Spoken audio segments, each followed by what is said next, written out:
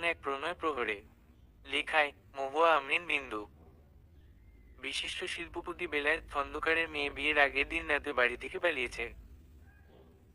কথাটি বাতাসের গতিতে ছড়িয়ে পড়েছে শহরে। বাড়ির সামনে ভিড় করেছে সাংবাদিকের দল। এক পাশে দাঁড়িয়ে আছে পাত্রপক্ষের লোকজন। লজ্জায় মাথা তুলতে পারছে না খন্দকার বংশের কেউ। সাংবাদিকরা বারবার প্রশ্ন করেই যাচ্ছে, মেয়েকে কি মতের বিরুদ্ধে বিয়ে দিচ্ছিলেন খন্দকার সাহেব, নাকি মেয়ের প্রেমিকের সাথে পালিয়েছে? এত মানুষের ভিড় ঠেলে হলুদের সাজে একটি মেয়ে বাড়িতে ঢুকলো খুব তাড়াহুড়ো করে। সাথে রয়েছে অতি সুদর্শন এক পুরুষ। সাংবাদিকদের মধ্যে কয়েকজন মেয়ে রিপোর্টার ইতিমধ্যে তার দিকে দৃষ্টি নিবদ্ধ করেছে। হা হয়ে দেখে যাচ্ছে যুবকটিকে। যুবকটির সাথে থাকা মেয়েটি এক প্রকার ছুটে যায় বেলায়েত খন্দকারের কাছে হাঁপাতে হাঁপাতে বলে, বাবু আমি এসেছি, বিশ্বাস করো আমি ইচ্ছে। মেয়েটির মুখ থেকে আর কোনো কথা বের হওয়ার সুযোগ পেল না। কেউ একজন সর্বশক্তি দিয়ে তার গালে কষিয়ে এক চড় বসিয়ে দিয়েছে। মেয়েটি গিয়ে ছিটকে পড়ল মাটিতে। পুরো দৃশ্য হতভম্ব নেত্রে দেখে যাচ্ছে সবাই। সাংবাদিকদের ক্যামেরায় বন্দী হচ্ছে অকপটে সবকিছু। মেয়েটি আবার উঠে দাঁড়ালো, ঠোঁটের কোণ থেকে রক্ত পড়া শুরু হয়ে গেছে। মেয়েকে দেখে সদর দরজা দিয়ে বেরিয়ে আসলো রুমানা খন্দকার, কিন্তু তার পা স্থির হলো স্বামীর বলা কথায়। তুমি যদি ওই মেয়ের দিকে এক পা বাড়াও তো আমি ভুলে যাব তোমার সাথে আদৌ আমার কোনো সম্পর্ক ছিল রুমা।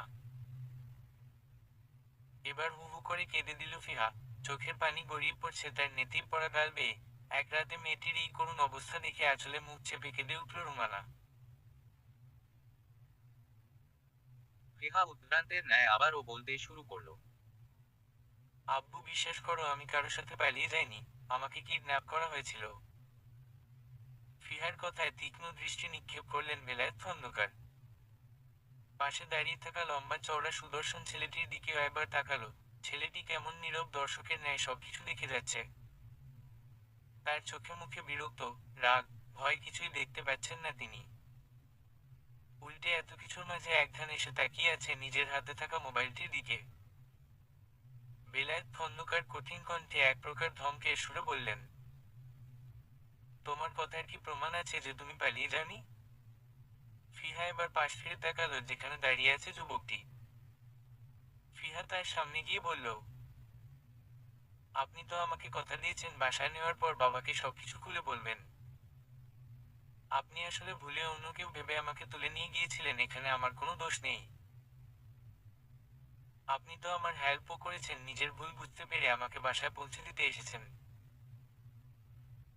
প্লিজ সব ঘটনা বাবাকে খুলে বলুন। কি সব বলছো ডার্লিং? কবে এরকম কথা হলো আমাদের মাঝে? প্রত্যেকের কথায় যেন মাথায় আকাশ ভেঙে পড়ল ফিহার। ছেলেটি রাস্তায়ও তাকে আশ্বস্ত করেছে সবকিছু খুলে বলবে, তবে এখন মিথ্যা কেন বলছে? আপনি এমন করছেন কেন মিস্টার প্রত্যয়? আপনি তো সবকিছু বললেন, এখানে নিয়ে আসলেন, এখন মিথ্যা কেন বলছেন? প্লিজ এমন করবেন না, আপনার জন্য আমি চাই না আমার বাবার কোনো অসম্মান হোক। দয়া করে সত্যিটা বলুন। তুমি কেন মিথ্যা বলছো ফিহা? আমাদের এতদিনের সম্পর্ক তুমি অস্বীকার করছো? তোমার বাবার ভয়েই তো তুমি পালিয়েছিলে। আর তুমি তো আমায় বলেছো বাসায় গিয়ে বাবাকে তুমি জানাবে তুমি যাকে ভালোবাসো তাকে বিয়ে করতে যাচ্ছ। তুমি তার হাতে কাঠপুতুলি নও। ফিহা এবার জোরে শব্দ করে কেঁদে দিল। সে তার বাবাকে ভীষণ ভালোবাসে।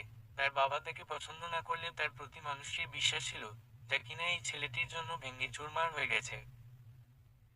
এই মুহূর্তে নিজেকে পৃথিবীর সবচেয়ে অসহায় মানুষ বলে মনে হচ্ছে তার। কেন তার সাজানো গুছানো জীবনে প্রত্যয় নামক ঝড় আসলো সবকিছু লন্ড ভন্ড করে দিল। ফিহার চোখ গেল দূরে দাঁড়িয়ে থাকা সাদাবের দিকে। মানুষটিকে দেখে ফিহার চোখ চকচক করে উঠল, এই মানুষটি হয়তো তাকে ফিরিয়ে দিবে না। ফিহা দৌড়ে গেল সাদাবের সামনে, সাদাবের এক হাত ধরে বলল, সাদাব আপনি আমার কথা বিশ্বাস করুন প্লিজ। সত্যি আমি ওই লোকটার সাথে যাইনি। আমি তাকে এর আগে কখনো দেখিনি পর্যন্ত। বিশ্বাস করুন আমাদের মাঝে কোনো সম্পর্ক নেই। উনি মিথ্যা কথা বলছেন। সাদাব তাকালো প্রত্যয়ের দিকে, প্রত্যয়ের মুখে বাঁকা হাসি বিদ্যমান।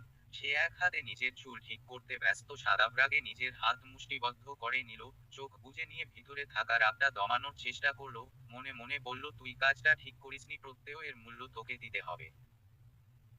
ফিহার কান্নারত মুখের দিকে তাকিয়ে যেই না সাদাব কিছু বলতে যাবে, পেছনে থেকে সাদাবের মা এক প্রকার চিৎকার করে উঠলেন। এক প্রকার তেড়ে এসে ফিহার হাত সাদাবের হাত থেকে ছাড়িয়ে নিয়ে তাকে ধাক্কা মেরে দিল। তাল সামলাতে না পেরে যখনই পড়ে যেতে নিবে পিছন থেকে একজোড়া বলিষ্ঠ হাত তাকে আগলে নিল। ফিহা ভয়ে চোখ বন্ধ করে নিয়েছে। সাদাবের মায়ের মুখে যেন কথার খই ফুটেছে, তিনি বলেই চলেছে, বেহায়া মেয়ে মানুষ, এক ছেলের সাথে এক রাত কাটিয়ে এসে আবার আমার ছেলেকে ফুসলানো হচ্ছে। আমার ছেলের সাথে ভালোবাসার নাটক করার কি দরকার ছিল? একজনে মন ভরে না নাকি? কয়জন লাগে তোর? নির্লজ্জ মেয়ে মানুষ, বাপ মা সঠিক শিক্ষা দিতে পারেনি, প্রেমিক নিয়ে পালিয়ে গিয়ে আবার এখন এই মুখ নিয়ে এখানে যাত্রাপালা করতে এসেছে। ওই মেয়ে তোর মাঝে কি লজ্জার ছিটেফোঁটা নেই নাকি? আমার ছেলের থেকে দূরে থাক।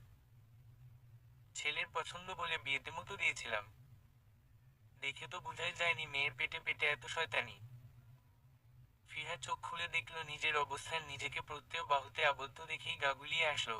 শুধু একটা কথাই ধরা দিল মন মস্তিষ্কে, প্রতারক। নিজেকে ছাড়ানোর চেষ্টা করলো পুরো দমে, কিন্তু ছেলেটির শক্তির কাছে পেরে উঠল না তার ছোটখাটো দেহটা। বাধ্য হয়ে রাগ মিশ্রিত কণ্ঠে বলে উঠল, ছাড়ুন বলছি, ছাড়ুন। আমাকে ধরার সাহস হয় কি করে আপনার? দূরে সরুন। প্রত্যয় হাসল, কি অমায়িকভাবে হাসে ছেলেটি। এই হাসিতে ঘায়েল হবে হাজারো রমণী, তবে ফিহার কাছে এই হাসিটি বিষাক্ত লাগছে। এর থেকে বিদ্ভুটে কিছু হয়তো দেখেনি কখনো। সাদাবের মা সাদাবের হাত টেনে বলল, আর এক মুহূর্তও নয় এখানে, তোর জন্য এর থেকে সুন্দর ভালো ভদ্র মেয়ে খুঁজে এনে দিব।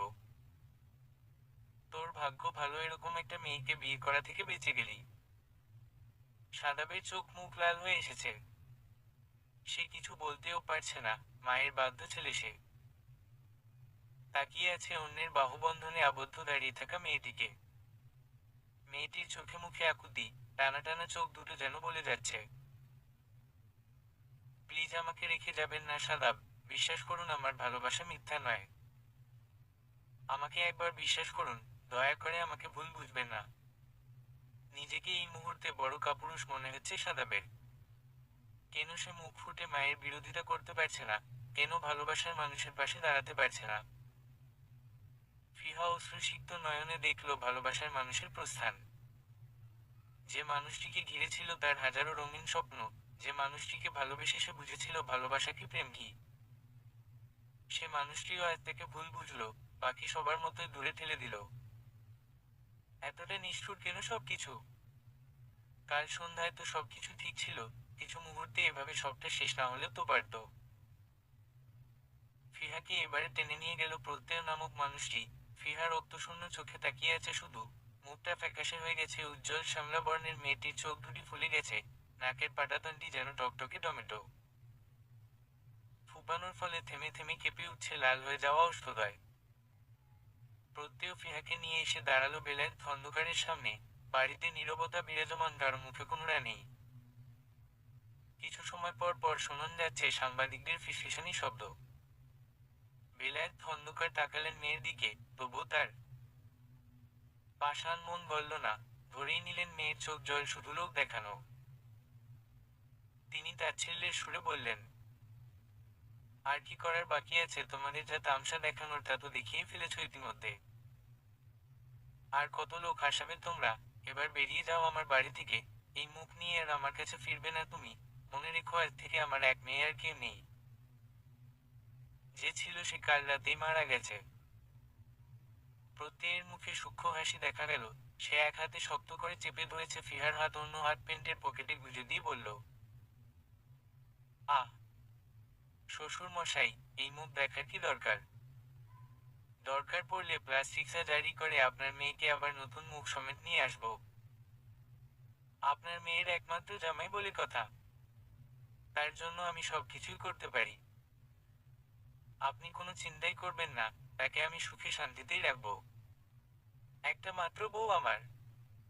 আপনি শুধু দোয়া করবেন শ্বশুর মশাই। বলেই এক লাফে প্যাচ হয়ে আবার উঠে গেল, মাথায় হাত বুলিয়ে, চোখ মুখ শক্ত করে চিবিয়ে চিবিয়ে বলল, শুধু আপনি আমার কলিজার বাবা বলে ছেড়ে দিচ্ছি, না হয় যে হাত দিয়ে দেখে আঘাত করেছেন সে হাত আমি ভেঙে গুড়িয়ে দিতাম। ফিহা ভীষণ ক্ষিপ্ত হলো, কে এই ছেলে, কোথা থেকে উড়ে এসে জুড়ে বসেছে, কখন থেকে বউ বউ করে যাচ্ছে, কে তার বউ, কবের বউ, কিসের বউ, বিয়ে হলো কোন সময়, তার বাবা তাকে মারুক কাটুক যাই করুক সে তাকে ছেড়ে কোথাও যাবে, বুঝালে একদিন ঠিক বুঝবে। এই আপনার সাহস হয় কি করে আমার আব্বুর সাথে এভাবে কথা বলার? কি সব বলে যাচ্ছেন, কখন থেকে আপনি এখান থেকে চলে যান বলছি, আমার আব্বু আমাকে মেরে ফেললেও আমি তার কাছেই থাকবো। বেলায় খন্দকার এবার চিৎকার করে বললেন, তোমরা কি এখান থেকে যাবে নাকি আমি দারোয়ান ডেকে ঘাড় ধাক্কা দিয়ে বের করে দিব? ফিহা করুণ কণ্ঠে ডাকলো, আব্বু। কে তোমার আব্বু? তোমার আব্বু মারা গেছে, এখান থেকে চলে যাও। বলেই বাড়ির ভিতর চলে গেলেন তিনি। ফিহা সেদিকে তাকিয়ে রইল অপলক। রুমানার চক্ষু শীতল, চেয়েও তিনি মেয়েকে আগলে রাখতে পারলেন না। চলে গেলেন দৃষ্টিগোচরে। ফিহা তাকিয়ে দেখল বাবা মায়ের প্রস্থান। হাতে টান অনুভব করল সে, প্রত্যয় নামক ব্যক্তি তাকে টেনে নিয়ে যাচ্ছে নিজের সাথে। ফিহা হাত ছাড়ানোর চেষ্টা করে যাচ্ছে, মুখে বলছে, ছাড়ুন আমায়, কোথায় নিয়ে যাচ্ছেন? আমি যাব না আপনার সাথে। কিন্তু কোনো লাভ হলো না, প্রত্যয় তাকে টেনে নিয়ে যাচ্ছে গরুর মতো। প্রত্যয় গাড়ির দরজা খুলে ভিতরে এক প্রকার ছুড়ে মারল ফিহাকে। হাতের ব্যথায় মৃদু আর্তনাদ করে উঠল মেয়েটি। প্রত্যয় গাড়িতে উঠেই গাড়ি স্টার্ট দিল। তার চোখে মুখে রাগের ছাপ স্পষ্ট। গাড়ি চালাচ্ছে ফুল স্পিডে। ফিহা চোখ বন্ধ করে ফুপিয়ে কেঁদে চলেছে। প্রত্যয় ধমকে বলল, একদম ফ্যাসফ্যাস করবে না, কানের নিচে এক ধাক্কাতে গাড়ি থেকে ফেলে দিব বলে দিলাম। কেঁপে উঠল ফিহা, তবে কান্না বন্ধ করল না। তা দেখে আরেক দফা ধতার চিহ্ন মগ দিল প্রত্যয়। ফিহা এবার মুখ চেপে ধরেছে নিজের যাতে শব্দ না হয়। অন্য পাশে মুখ ফিরিয়ে ভেবে চলেছে রাতের কথা। গায়ে হলুদের অনুষ্ঠান শেষে রুমে গিয়ে ফ্রেশ হওয়ার পর তার এক কাজিন এসে বলল নিচে সাদাব এসেছে তাকে দেখতে। সে না গেলে নাকি সাদাব উপরে উঠে আসবে। ফিহা সাত পাঁচ না ভেবে এক ছুটে গিয়েছিল প্রিয় মানুষটির কাছে। ফিহা সেই ভার্সিটি লাইফের প্রথম থেকেই পছন্দ করত সাদাবকে। ছেলেটি ছিল ভার্সিটির সিনিয়র। তারা ভর্তি হওয়ার সময় গ্রাজুয়েট কমপ্লিট করে ফেলেছে। লম্বা চওড়া ফর্সা এক যুবক, যে কোনো নারীর মনেই সহজে ধরা দেওয়ার মতো। ফিহা শুধু তার রূপের প্রেমে পড়েনি, ছেলেটির ব্যক্তিত্বও ছিল নজরকাড়া। ভার্সিটির ছাত্রদলীয় সবকিছুতে থাকতো সে। কারো কোনো অসুবিধে হলে সলভ করে দিল হাতের তুড়িতে। সেই মানুষটির সাথে নিজের বিয়ে ঠিক হবে বিষয়টি সে কল্পনাও করতে পারেনি। ছেলে নিজে থেকে প্রস্তাব পাঠিয়েছে বাড়িতে। এত সহজে ভালোবাসার মানুষটিকে পেয়ে যাবে ভেবেই খুশিতে আত্মহারা হয়ে পড়েছিল তার অবচেতন মন। সেদিন সাদাবের সাথে দেখা করতে বাড়ির বাহিরে গিয়েছিল ঠিকই, কিন্তু পরবর্তীতে নিজেকে আবিষ্কার করেছিল কারো রুমে থেকে বিছানায় রাখা হয়েছে। তবে বেঁধে রাখেনি, রুমও লক করা ছিল না। খুবই পরিপাটি একটা গুছানো ঘর। সেখানেই তার দেখা হয় প্রত্যয়ের সাথে। প্রত্যয় তার সাথে খারাপও কিছু করেনি। ফিহার কান্না করা দেখে সে বলেছিল সকালেই তাকে বাড়ি পৌঁছে দিবে আর নিজের ভুল স্বীকার করে নিবে। কিন্তু কিছুই ঘটল না। যে মানুষটির ব্যক্তিত্বের প্রেমে পড়েছিল সে মানুষটিও তাকে একা করে চলে গেছে। নিজের বাবা মাও তাকে বিশ্বাস করেনি। তার পরবর্তী জীবনে কি হবে তা সে জানে না। এই রকম মূল্যহীন জীবনের দায় সে বয়ে বেড়াতে পারবে না। মনে মনে এক কঠিন সিদ্ধান্ত নিল ফিহা। একবার তাকালো ড্রাইভিং সিটে বসে থাকা মানুষটির দিকে, পরেই চোখ বুজে প্রস্তুতি নিল গাড়ি থেকে ঝাঁপ দেওয়ার। যে স্পিডে গাড়ি চলছে আর মেইন রোডে একবার নিচে পড়লেই সব শেষ। যে ভাবনা সে কাজ, ফিহা জোরে প্রেস করলো দরজার লকের উপর। ঝাঁপ দিল বাহিরে।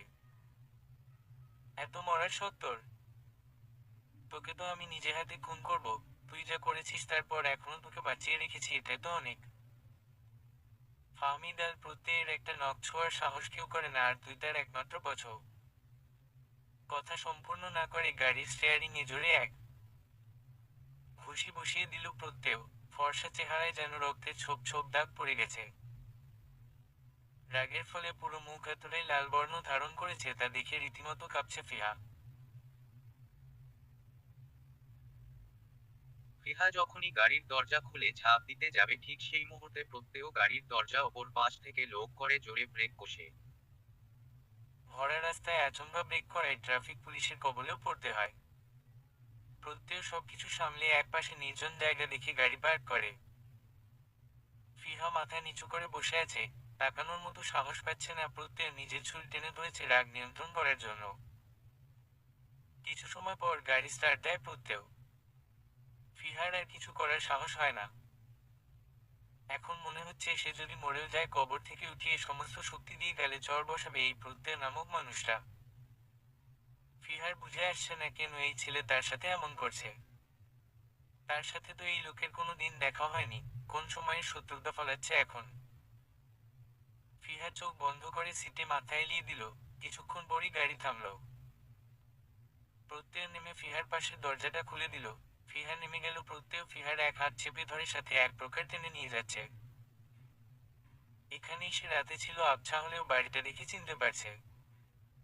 লিফটে উঠল না, প্রত্যয় সিঁড়ি বেয়ে উঠছে, যেন সব রাগ পা দিয়ে সিঁড়ির উপর ঝাড়ছে ছেলেটি। ফিহার মনে হলো তার হাত ব্যথা এবার খসে পড়ে যাবে।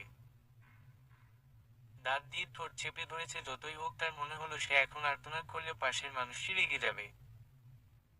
ফ্ল্যাটের দরজাটা খুলল সশব্দে। ফিহাকে সোফার কাছে নিয়ে ছুঁড়ে মারল প্রত্যয়।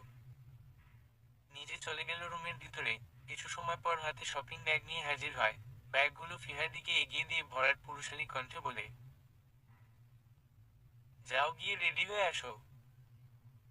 ফিহা তাকালো ব্যাগের দিকে। ব্যাগের ভিতর বেনারসি শাড়ি আর প্রয়োজনীয় সবকিছু আছে। চোখ বড় বড় করে তাকালো ফিহা। ও বউ কেন সাজবে? নিজের উৎকণ্ঠা চেপে রাখতে না পেরে ফিহা চেঁচিয়ে বলে উঠল, আমি বউ কেন সাজবো? কি মতলব আপনার? প্রত্যয় শান্ত দৃষ্টি নিক্ষেপ করলো ওর উপর। এতেই যেন মেয়েটি ভয় কুকড়ে গেল, তবু নিজেকে স্বাভাবিক রাখার চেষ্টা চালিয়ে যাচ্ছে। তুমি কি আমার সাথে লিভ ইনে থাকতে চাচ্ছ ফিহু? আমার কিন্তু কোনো সমস্যা নেই। প্রত্যেক কথাটি বলেই বাঁকা হাসল। ফিহা অসহায় দৃষ্টিতে তাকিয়ে আছে। ছেলেটির কি মাথায় কোনো সমস্যা আছে নাকি? অসভ্যের মতো কি সব বলে যাচ্ছে। আমি আপনার মতো লোকের সাথে কোনোভাবেই থাকতে চাই না। আমাকে যেতে দিন, বাসায় যাব আমি। ফেরত পাঠানোর জন্য নিয়ে আসিনি তোমায়। বেশি কথা না বলে রেডি হয়ে এসো। আমাকে রাগিয়ে দিবে না, এর পরিণাম ভালো হবে না বলে দিচ্ছি। যদি সোজা কথায় রাজি না হও তো এমন কিছু করবো যাতে তুমি বিয়ে করতে বাধ্য হও। আমি মরে গেলেও আপনাকে বিয়ে করব না। আমি সাদাবকে ভালোবাসি, অন্য কাউকে বিয়ে করতে পারবো না আমি। প্রত্যয় এক টানে ফিহাকে নিজের কাছে নিয়ে আসে। নিজের ওষ্ঠধর দিয়ে চেপে ধরে ফিহার ফিনফিনে পাতলা ঠোঁট। ফিহা হতভম্ব হয়ে যায়, কি হয়েছে বুঝতে ওর কিছু সময় ব্যয় করতে হয়। নিজেকে ছাড়ানোর জন্য ফিহা নিজের হাত পা ছুটাতে থাকে। এলোপাতাড়ি কি ঘুষি মারতে থাকে প্রত্যয়ের বুকে। তবুও মানুষটিকে এক চুল পরিমাণ ও সরাতে পারেনি সে। বেশ সময় পর প্রত্যয় এক প্রকার ছুঁড়ে দূরে ফেলে দেয় ফিহাকে। ফিহার চোখ থেকে অনবরত পানি পড়ছে। সেদিকে কোনো ভ্রুক্ষেপ নেই প্রত্যয়ের। প্রত্যয় কিছু সময় পর শক্ত কণ্ঠে বলে, আর কোনো দিন যদি আমার সামনে অন্য কাউকে ভালোবাসার কথা মুখেও আনার চেষ্টা করিস তো এখানেই মেয়ে তারা চিহ্নরে পুঁতে দিব। ফিহা কান্না ভেজা কণ্ঠে ফুপিয়ে বলে, আপনি একটা নিকৃষ্ট লোক। আপনার মুখও দেখতে চাই না আমি।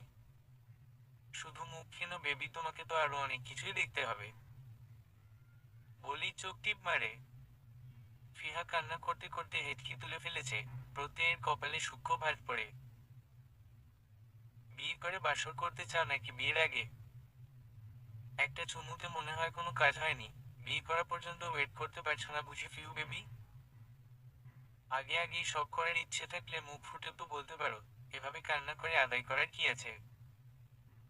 আমি বিয়ে করব না। প্লিজ আমাকে যেতে দিন। প্রত্যয় মুখ দিয়ে চমূলক শব্দ করে ফিহার দিকে তাকিয়ে বলে,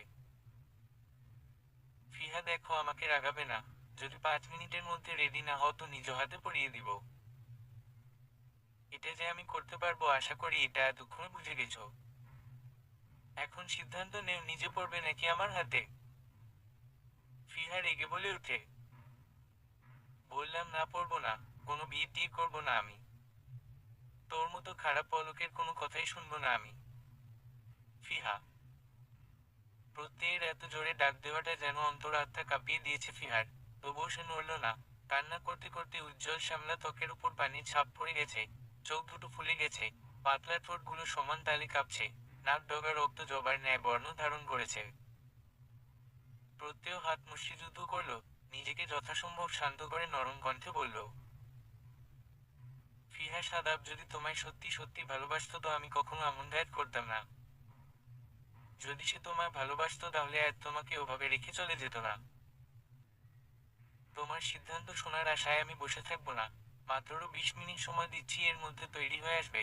না হয় সত্যি খারাপ কিছু ঘটে যাবে আজকে। সবকিছু বাদ দিয়ে নিজের কথা ভাবো। ফিহা ধীর পায়ে হেঁটে যায় রুমের দিকে। তার পা টলছে। তার চিন্তা করার শক্তি লোপ পেয়েছে। ফিহা সত্যি সাদাবকে ভালোবাসে। মানুষটির এভাবে প্রত্যাখ্যান সে মেনে নিতে পারেনি। মনের কোণে কোথাও একটা খচখচ করছিল। প্রত্যয়ের বলা কথাটা যেন খুব গভীরভাবে কানে এসে বাড়ি খেল। যদি তোমায় ভালোবাসতো তো ছেড়ে চলে যেত না। তবে কি সবকিছুই মিথ্যা ছিল? সাদাব তাকে ভালোবাসে না? তার অনুভূতিগুলো যে এই একটা মানুষের নামেই উৎসর্গ করেছিল, সে মানুষটা তাকে অবিশ্বাস করলো। জনসম্মুখে একবারও হাত ধরার সাহস করলো না। এতটা ঠুনকো ছিল ওর বিশ্বাস। ভালোবাসা তো টিকে থাকে বিশ্বাসে। তবে কি ভালোবাসাটাই ছিল না কোনোদিন? ফিহা চিন্তায় ডুব দিয়ে এলোমেলো হাতে শাড়ি পরছে।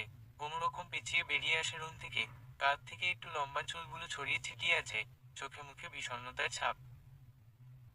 প্রত্যয় দেখল বিরহে ভেঙে পড়া এক নারীকে। বিধ্বস্ত মুখশ্রীর এই নারীর পুরোটা জড়িয়ে আছে এক অদ্ভুত মায়া। প্রত্যয় চোখ সরিয়ে নেয় সহসা। চায় না জড়াতে এমন কিছুতে যা তার নয়। তার হয়েও যে অন্য কারোর। এই যে ভীষণ রকম যন্ত্রণার। ফিহা চুপচাপ এসে দাঁড়ালো প্রত্যয়ের সামনে। প্রত্যয় আবারও আপাদমস্তক দেখল মেয়েটিকে। বুক ভরে এক দীর্ঘশ্বাস ছাড়ল সে। ফিহাকে সাথে করে নিয়ে বের হলো আবার। গাড়ি চলছে আপন গতিতে। ফিহার সিল্কি চুলগুলো উড়ে যাচ্ছে তাল মিলিয়ে। মুখে নেই কোনো প্রসাধনের ছোঁয়া। সদ্য ফোটা একটি শিশির ভেজা পদ্মের মতো লাগছে মেয়েটিকে। কারো অবাধ্য চক্ষু বারবার অমান্য করছে সব বাধা বিপত্তি। মেরুন রঙের শাড়িতে মেয়েটির সৌন্দর্য কেন এত বৃদ্ধি পেলে? আগে জানলেই এই রঙের শাড়ি কিনত না প্রত্যয়। যেদিন এই পদ্ম নিজে এসে ধরা দিত তার প্রেম নদীতে, সেদিন না হয় এরকম করে সাজিয়ে বসিয়ে রাখতো সামনে। দেখতো চোখ ভরা মুগ্ধতা নিয়ে। আজ যে সে অন্য কারোর জন্য আকাশ সমান স্বপ্ন বুনেছে। মন প্রাণ ওই ব্যক্তিটাকে দিয়ে। অনিচ্ছায়, অবহেলায় একরাশ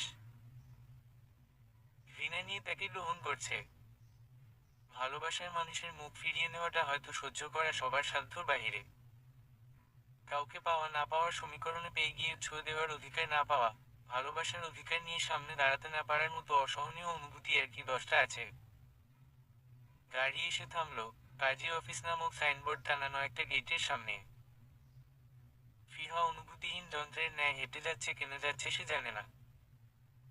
নিজেকে এক বদ্ধ উন্মাদ মনে হচ্ছে। কেন সে প্রত্যয়ের কথা শুনতে জানে না। বারবার একটা কথায় ভিতর থেকে বেরিয়ে আসছে, এটাই তোর নিয়তি। একবার বিশ্বাস করে দেখ, ঠকবি না। ভাগ্যটা তার বরাবরই বিপরীত প্রতিক্রিয়া দেখিয়েছে, তারপরও আছে ভাগ্য পরীক্ষা করতে জীবনের সবচেয়ে বড় একটা ধাপে পা দিতে এসেছে। কাজী অফিসের ভিতরে ঢুকলো দুজন। ফিহা তখন মৃদু কাঁপা কণ্ঠে বলল, বাবা মায়ের অনুমতি ছাড়া বিয়ে করাটা কতটা যুক্তিযুক্ত প্রত্যয়? এই বিয়েটা হয়তো আপাতত দৃষ্টি ঠিক হবে, কিন্তু কি হবে এর ভবিষ্যৎ? প্রত্যয় চুপ রইল কিছুক্ষণ। গম্ভীর কণ্ঠে কাউকে ডাকল সে। ভিতরে আসুন। তখন ভিতরে আসলো এক মধ্যবয়স্ক মহিলা। ফিহা তাকালো সেদিকে। নিজের মাকে এখানে দেখে অবাকের চরম সীমানায় পৌঁছে গেছে সে। কাপা কণ্ঠে ডাকলো একবার, মা। ফিহার দিকে ফিরেও তাকালেন না তিনি। চুপচাপ পাশে চেয়ারটায় বসে পড়ল। প্রত্যয়ের হয়ে সাক্ষী হিসেবে এসেছে তার ফ্রেন্ড। প্রত্যয়ের বাবা মা এখানে নেই। ফিহা শুধু অপলক তাকিয়ে আছে তার মায়ের দিকে। কাজী সাহেব সব কাজ শেষ করে সাইন করার জন্য রেজিস্ট্রি পেপার এগিয়ে দিল ফিহার দিকে। ফিহার হাত কাঁপছে অনবরত। কোনোভাবেই ধাতস্থ করতে পারছে। পরপর গড়িয়ে পড়ল কয়েক ফোঁটা অশ্রু। ফিহার মা শান্ত কণ্ঠে বললেন, সাইন কর ফিহা। ফিহা তাকালো তার মায়ের দিকে। পৃথিবীতে এই একটা মানুষই তাকে সবচেয়ে বেশি ভালোবাসে, ভরসা করে। মা ছাড়া ফিহার দুনিয়া যেন শূন্য। মা ছাড়া বাড়ির বাকি সদস্য কখনো তাকে ভালোভাবে গ্রহণ করেনি। নিজের বাবাও কোনোদিন স্নেহের হাত বাড়িয়ে বলেনি, মা এত চিন্তা কিসের, তোর বাবা আছে তো। ভালোবাসা নামক জিনিসটা খুবই কম আছে ওর জীবনে। ফিহা দৃষ্টি অনুসরণ করলেন। রুমানা চোখ দিয়ে আশ্বস্ত করলেন মেয়েকে। ইশারা করলেন সাইন করার জন্য। ফিহা মন্ত্রমুগ্ধের ন্যায় কলম চালালো কাঠটায়। প্রত্যয় সাইন করে দিল ফটাফট। বিবাহ সম্পূর্ণ হলো 3 কবুল বলার মাধ্যমে। ফিহার তার মাকে জড়িয়ে ধরে বসে আছে শক্ত করে। মনে হচ্ছে ছেড়ে দিলে বুঝি তার মা হারিয়ে যাবে অনেক দূরে। প্রত্যয় নিজের বন্ধুর সাথে একটু বাহিরে যায়। রুমের বাহিরে বেঞ্চে বসে আছে ফিহা আর রুমানা। রুমানা ফিহার মাথায় হাত রেখে বললেন, জানি তোর মনে অনেক প্রশ্ন জমেছে, কেন এত কিছু হলো, তোর সাথেই কেন হলো, আমি এখানে কেন আসলাম, প্রত্যয় কেনই বা তোর সাথে এমন করেছে। সব কিছুর উত্তর সময় হলে পেয়ে যাবি। মা হিসাবে তোর খারাপ চাই না আমি। মনে রাখবি পৃথিবীতে তুই আমার জন্য সবচেয়ে বেশি গুরুত্বপূর্ণ। ফিহা পরে বাকিরা, আমি শুধু তোর জন্যই বেঁচে আছি।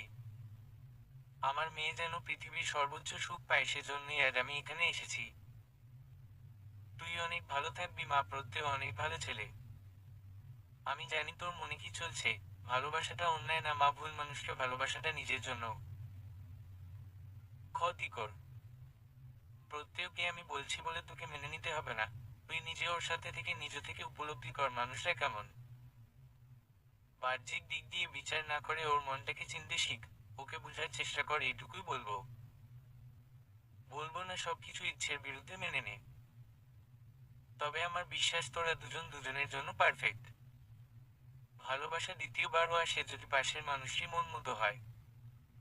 আমি খুশি হব যদি তুই নিজের জীবন দিয়ে আরো একটা সুযোগ দিস তো। সাদাবকে কেন তোর অযোগ্য বলছি সে প্রশ্নের উত্তর ও সময় হলে পেয়ে যাবি। আমি এখন চলে যাব। তুই এখন থেকে প্রত্যয়ের দায়িত্ব ওর অর্ধাঙ্গিনী, কথাটা মনে রাখবি। নিজের ভালো নিজেকেই দেখতে। এখন অনেক দিক দিয়েই তোর নিজেকে স্বার্থপর মনে হতে পারে। তবে মনে রাখবি কিছু কিছু ক্ষেত্রে নিজের জন্য হলেও স্বার্থপর হতে হয়। সময় কঠিন একটা সত্য যা মানুষের জীবনের মোড় অনেক দিকেই ঘুরিয়ে দিতে পারে। মনে রাখবি তোর মা সব সময় তোর পাশে ছিল, থাকবে। আমি আমার ফিহাকে বিশ্বাস করি, সে আমার বেস্ট বাচ্চা। ফিহা শক্ত হাতে নিজের মাকে জড়িয়ে ধরল। রুমানা ভেজা চোখে মেয়ের মুখে হাত বুলিয়ে উঠে দাঁড়ালেন। তাকে যে যেতেই হবে, পিছুটান জিনিসটা বড্ড অবাধ্য। প্রত্যয়ের ফ্রেন্ড চলে গেছে, প্রত্যয় নিজেই মিষ্টি নিয়ে ফিরেছে। রুমানা তার জন্যই অপেক্ষা করছিল। ফিহা কিছুটা দূরে বসে আছে। বাবা, প্রত্যয় কিছু কথা ছিল। প্রত্যয় বিনয়ের সাথে বলল, হ্যাঁ আন্টি বলুন। তুমি তো সবই জানো বাবা। ফিহা অনেকটা জেদিয়ার ছেলে মানুষ, আমি জানি তুমি তাকে ভালো রাখবে। ওকে তোমার হাতে তুলে দিয়ে যাচ্ছি বাবা, আমার মেয়েটাকে আগলে রেখো। জীবনে কারো ভালোবাসা পায়নি। যখন ভালোবাসার মতো বুঝো হলো সেখানে সে ভুল করেছে। ওর বাবার কারণেই ওর শত্রুতার চিহ্নেরও অভাব নেই। আমার মেয়েটার আজ থেকে কে নেই তুমি ছাড়া। আমি থেকে নেই। ওকে দেখে রেখো বাবা, যেন সে সবকিছু ভুলে আবার নতুন করে হাসতে পারে। জীবনের সব দুঃখ ভুলে যেতে পারে। তোমার মাঝেই নিজের সর্বোচ্চ সুখ খুঁজে পায়। এটা এক মায়ের অনুরোধ বাবা। আমার মেয়েটাকে ভালো রেখো। কথা দিলাম। রুমানা প্রত্যয়ের দিকে তাকিয়ে তৃপ্তির হাসি হাসলেন। ফাহমিদ আর প্রত্যয় কখনো মিথ্যা প্রতিশ্রুতি দেয় না। ধীর পায়ে প্রস্থান করলেন তিনি। ফিহা দূর হতে দেখল মায়ের চলে যাওয়া। প্রত্যয় কাজী সাহেবের সাথে কথা বলা শেষ করে বের হলেন। মিসেস প্রত্যয়, সন্ধ্যা হয়ে এসেছে, আপনি কি এখানেই থাকার প্ল্যান করছেন নাকি রাতে? প্রত্যয়ের কথায় ফিহা বিরক্তি নিয়ে তাকালো। সে কি এখানে সুখে বসে আছে নাকি আজব লোক, কোনো কথা ভালোভাবে বলতে পারে না নাকি? ফিহা উঠে গড়গড় করতে করতে সামনে চলে গেল। প্রত্যয় ঠোঁট কামড়ে হাসল। গাড়িতে উঠে বসে পড়ল ফিহা। এই অসহ্যকর ছেলেটার সাথে একই বাসায় থাকতে হবে ভেবে সে হতাশ হলো। মা যে কোন বুঝে এটাকে ভালো বলল কে জানে। প্রত্যয় গাড়িতে উঠে ফিহার উপর ঝুঁকে গেল। ফিহা চোখ গরম করে তাকায়। প্রত্যয় ফিহার কানের কাছে ফিসফিস করে বলে, তোমার এই রেগে টমেটো হয়ে যাওয়ার রূপটা আমার বেশি পছন্দ। মন তো চায়। প্রত্যয় সিট বেল্ট লাগিয়ে দিয়ে আবার নিজের জায়গায় বসে যায়। ফিহার দিকে না তাকিয়ে বলে, শুধু বেল্ট লাগাতেই গিয়েছিলাম। তুমি যে এত দুষ্টু তা তো তোমাকে দেখে বোঝাই যায় না ফিহু সোনা। তুমি কি ভেবেছিলে? যা ভেবেছ তা কি করবো নাকি জান? ফিহা বোকার মতো চেয়ে আছে প্রত্যয়ের দিকে। প্রত্যয় চোখ টিপে আবার ড্রাইভিং এ মন দেয়। আজ সন্ধ্যাটা ভীষণ চমকপ্রদ। আকাশের বুকে ছড়িয়ে গেছে হলুদ কমলার মিশ্রণে অদ্ভুত এক রং। ফিহা গাড়ির জানালায় মাথা ঠেকিয়ে তাকিয়ে আছে সেদিকে। নতুন গন্তব্যে তার জন্য কি অপেক্ষা করছে তা সে জানে না।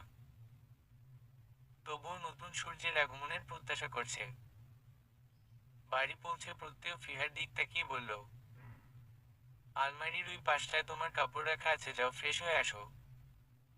ফিহা চলে গেল সেদিকে। প্রত্যয় মোবাইল হাতে নিয়ে খাবার অর্ডার করলো। কাজের মহিলাটা কয়েকদিন ছুটি নিয়েছে। রক্ত এক দীর্ঘশ্বাস ছেড়ে পাশের রুমে ফ্রেশ হতে চলে গেল। ভালোবাসার মানুষকে অতি কাছে পেয়ে যখন অনুভূতি প্রকাশ করা যায় না, মন ভরে তার সাথে কথা বলা যায় না, মুগ্ধতা নিয়ে তাকানোর অধিকার থাকে না, তার মতো নিদারুণ যন্ত্রণা আর কি হতে পারে। ফিহা হলদে রঙের এক থ্রি পিস পরে বসে আছে। পিঠে ছড়িয়ে আছে তার অর্ধ ভেজা ছোট ছোট চুল। তার মতো শ্যামলা গড়নের মেয়েকে কেন এত কাঠখড় পুড়িয়ে বিয়ে করলো প্রত্যয় নামক মানুষটা, কি এত প্রয়োজন পড়লো তার? পুরুষ প্রেমে পড়ে নারীর দীর্ঘল কালো চুলে, মায়াভরা চোখ, ফর্সা গড়নে তার গুণে। তার মাঝে তো প্রেমে পড়ার মতো আহামরি কিছু নেই। না আছে কাঙ্ক্ষিত কোনো রূপ লাবণ্য। তবে কেন এত জল ঘোলা করা হলো? এত এত নাটকীয়তা করা হলো? বিয়েতে নিজের মায়ের সম্মতি দেখে ভীষণ ভাবাচ্ছে। যখন জেনেছে মা তাকে বিশ্বাস করে, নিজেকে অনেকটাই হালকা মনে হয়েছিল। পৃথিবীতে এই একটা মানুষই তার অধিক আপন। ছোট থেকেই বুঝতে শিখেছে তার এত বড় পরিবারে তার অবস্থান খুবই ঠুনক। বাবা নামক মানুষটা কখনো স্নেহের হাত বাড়িয়ে দেয়নি, ছোট ভাই বোন দুটিও কখনো তাকে আপন ভাবেনি। দাদি, ফুফু সব মানুষের মাঝে সে ছিল অবহেলার পাত্র। সে তো এই পরিবারেরই, তাহলে কেন এতটা দূরে দূরে ঠেলে দিত সবাই? সেই ছোট থেকে ফিহার মন আক্ষেপ, অভিমান নিয়ে ভরপুর থেকেছে। সবার মাঝে থেকে নিশ্চুপ একা একা নিজের একটি জগৎ গড়ে তুলেছে। তার জীবনে ভালোবাসার বড্ড বেশি অভাব। সেই ছোট থেকেই একটা প্রশ্ন মনে গেঁথে গেছে, আমাকে কেন কেউ ভালোবাসে না? ভালোবাসা বুঝি অনেক দামি কিছু, যা তার পাওয়ার ধরা ছোঁয়ার বাহিরে? যখন ভার্সিটিতে সাদাবকে দেখতো, সেই ছোট মনটায় এই দ্বিতীয় ব্যক্তিকে নিয়ে স্বপ্ন সাজিয়েছিল। ভালোবাসে কি না জানে না, তবে মনে হতো ওই মানুষটাকে দেখলে তার কিছুটা স্বস্তি হয়। হৃদয়ের হাহাকার কিছুটা কমে। কিন্তু দিন শেষে তার ভালোবাসার পাত্র শূন্য সেই মানুষটাও তাকে ভালোবাসার ইঙ্গিত দিয়ে হাত ছেড়ে দিয়েছে। কেন কেউ একবারও তার হাত শক্ত করে ধরতে চায় না? সে কি এতটাই অযোগ্য? বারান্দার গ্রিল পেরিয়ে রাতের অন্ধকার আকাশকে সে তার সব অভিযোগ তুলে দিচ্ছে। পৃথিবীর বুকে কে নেই তার এই দুঃখের ভাগ নিতে? তাকে আশার হাত বাড়িয়ে দিয়ে বলার মতো কেউ নেই। এই তো আমি আছি তোমার পাশে, শুধুমাত্র তোমার হয়ে। গাল বেয়ে দুফোঁটা নোনা জল গড়িয়ে পড়ল। ফিহার চোখ বন্ধ করে মাথা ঠেকিয়ে দিল লোহার শক্তপোক্ত আবরণে। নিজের চিন্তায় বিভোর ফিহা দেখল না, বুঝল না তার পিছনে দাঁড়িয়ে থাকা মানুষটিকে। যে মানুষটির চোখে রয়েছে এক পোষা ভালোবাসা, মুগ্ধতা। প্রত্যেক খুব নরম সুরে ডাকল, ফিহু। ফিহা আনমনেই বলল, কি? কি এত দেখো ওই আকাশে? ফিহা মৌন রইল। কথা বলতে ইচ্ছে হলো না কেন জানি। চুপচাপ তাকিয়ে দেখল চাঁদবিহীন আকাশ। ফিহা ঘুরল প্রত্যয়ের দিকে। ছেলেটি তার পেছনে দাঁড়িয়ে আছে, বুকে হাত ভাঁজ করে। ফিহা নিজের এক হাত বাড়িয়ে দিয়ে বলল, আমরা কি বন্ধুত্ব দিয়ে নিজেদের নতুন জীবনের সূচনা করতে পারি প্রত্যয়? প্রত্যয় তাকালো সামনে থাকা রমণীর দিকে। মেয়েটির চোখের ভাষা এলোমেলো, চাহনি টলমলে। চোখে মুখে ফুটে উঠেছে এক মৃদু আকুলতা। ফিহা বেশ কিছুক্ষণ হাত উঁচিয়ে রেখে নামিয়ে ফেলল। পরপর ফিচলে হেসে বলল, আমার হাত ধরতে সবাই এত ভয় পায় কেন বলতে পারেন? আপনি চাইলে কিন্তু ধরতে পারেন। সারা জীবন ধরে রাখার প্রতিশ্রুতি দিয়েও কেউ কেউ ছেড়ে গেছে। তাই আপনি কথা দিয়ে কথা না রাখলেও অবাক হব না। প্রত্যয় শুধু তাকিয়ে আছে। ফিহার এবার বিরক্ত লাগলো, লোকটা কথা বলছে না কেন? এভাবে তাকিয়ে থেকে অস্বস্তিতে ফেলার কি দরকার? সে সরে যেতে চাইল রুমের দিকে। পেছনে থেকে হাতটা আটকে দিল প্রত্যয়। নিজ থেকেই বলতে লাগলো, এখন আমায় না হয় ভালো নাই বাসলে, কখনো বাসবে কিনা তাও না হয় নাই বা জানালে। তবে আজ আমি তোমার হাত ধরলাম, ছেড়ে দেবার জন্য নয়। আমি একদমে প্রতিশ্রুতি দিতে চাই না, প্রতিদিন প্রতি পদে পদে তোমাকে বুঝাতে চাই আমি আছি, তোমার পাশে থাকবো আমৃত্যু। জানি না কবে আসবে সেই প্রহর, তবুও আমি আশায় থাকবো, কোনো এক প্রণয় প্রহরে তুমি আমার হবে, ভালোবেসে নিজের করে নিবে। ফিহা থামলো, পর পর চোখ বন্ধ করে বুঝলো কথাটির গভীরতা। ছেলেটি কি তাকে ভালোবাসে? প্রশ্নটি করা খুব জরুরি হবে, নাকি অপেক্ষা করবে প্রকাশ পাওয়ার? ফিহা ফিরে তাকালো, দৃষ্টি রাখলো প্রত্যয়ের চোখে। ফিহা হাসলো কিছুটা, হাতটা আবার বাড়িয়ে বলল, ফ্রেন্ডস। প্রত্যয় হাত বাড়িয়ে দিল। সকাল সকাল মিতার ফোনে কল করেছে কেউ, বারবার ফোনের রিং বাজছে। মেজাজ এখন তুঙ্গে তার। কোন ইডিয়েট সকাল সকাল জ্বালাতে এসেছে, একবার হাতের কাছে পেলে লবণ মরিচ ছাড়া ব্লেন্ড করে ফেলবে একদম। মোবাইল হাতে কোন রকম রিসিভ করে কানে ধরতেই ওপাশ থেকে ভেসে আসলো কিছু শব্দ। এই চিংড়ি মাছের মালাইকারি। ভার্সিটিকে তুই তোর নিজের শ্বশুর বাড়ি পেয়েছিস? 3 দিন যাবৎ ক্লাসে আসিস না তুই, নাই তোর দেখা দেখি ফিহার বাচ্চাটা উধাও হয়ে গেছে। সাদারে চিহ্ন আর আমার জীবনটাই শেষ, তোদের মতো দুইটা জন হয়তো মার্কা ফ্রেন্ড পাইয়া। আমি এক সহজ সরল পোলা। মিতা ফোন হাতে উঠে বসে চেঁচিয়ে বলল, ওই হারামি সকাল সকাল তুই এসব বলতে ফোন করেছিস? তোকে না বলেছি বাসায় এসে নিয়ে যাইতে? এত সকাল সকাল প্যান প্যান শুরু করলি কেন? আশ্চর্য ভাই, সহজ সরল পাইয়ে তোরা সবাই কথা শুনে এদেশ কেন বুঝি না। ফিহাদের বাসার দারোয়ান তো ঢুকতেই দিল না, কইল ফিহা নামক কোনো প্রাণী নাকি সেখানে থাকে না। গাঁজা পানি খাইয়া সকাল সকাল কার বাসায় ভুল করে ঢুকছস তুই? ফিহার মতো ঘর কোনো মেয়ে আবার কই যাবে? নিশ্চিত তুই ভুল মানুষের বাড়িতে চলে গেছিলি। বিশ্বাস কর তাল তো বইন। সিরিয়াস। সত্যি ফিহার বাসা থেকে এসে রিকশায় বসেছি, আমার সত্যি টেনশন হচ্ছে, ওর তো ফোন বন্ধ। ওর ওই দজ্জাল বাপরে আবার আর অপশনে দিয়ে দেয় নাই তো? কি বলো উল্টা পাল্টা? ফিহা কি বাচ্চা নাকি যে অ্যাড অপশনে দিবে? বিয়ে দিছে বললেও মানা যায় তো? তার মানে তুই কিছুই জানিস না দেখছি, ওর না সাদাব ভাইয়ের সাথে বিয়ে হওয়ার কথা ছিল? তারপর থেকেই তুল দাও। মিতা চিন্তায় পড়লো কিছুটা, সৌরভকে বলল, তুই আয় বাসায়, আমি রেডি হই, ভার্সিটি গিয়ে দেখি খোঁজ পাওয়া যায় কিনা। মিতা চিন্তায় মগ্ন, সাদাবের সাথে বিয়ে হবে, বিয়েটা ঘরোয়াভাবে হওয়ার কথা থাকলে ওকে দাওয়াত করেছিল কিন্তু ওর যেতে পারিনি। ভেবেছিল মেয়েটাকে পরে সরি বলে মানিয়ে নিবে, কিন্তু এখন তো খুঁজে পাওয়া যাচ্ছে না। মিতা তৈরি হয়ে ড্রয়িং রুমে আসলো, খাবার দিল ওর মা। তখনই কলিং বেল বেজে উঠলো, বুঝলো সৌরভ এসে পড়েছে, দৌড়ে গিয়ে গেট খুলে চেঁচিয়ে বলল, মা সৌরভ এসেছে, আমি ভার্সিটি চলে যাচ্ছি। ভেতর থেকে ব্যস্ত কণ্ঠে ডলি বেগম বললেন, আরে ছেলেটাকে ভিতরে তো আসতে দে, তোর খালাম্মি বলল বাসা থেকে নাকি খেয়ে আসেনি। সৌরভ বলল, খালাম্মি তোমার হাতের রান্না খাবো বলেই তো খেয়ে আসেনি, কিন্তু তোমার মেয়ে যে একটা ডাকাত, দেখো কিভাবে টানাটানি করছে, নিজেও খাবে না আমাকে খেতে দিবে না। মিতা কটমট করতে করতে বলল, এই ব্যাটা জীবনে কি কোনো দিন এর খেতে পারবি না? টেনশনে টেনশনে আমার পেটে সুরসুরি শুরু হয়ে গেছে। চল বলছি ক্যান্টিনে খেয়ে নিব। সৌরভকে টানতে টানতে ভার্সিটি নিয়ে গেল মিতা। Hello hello hello. কানের কাছে এমন শব্দ পেয়ে ধরফরিয়ে উঠল ফিহা।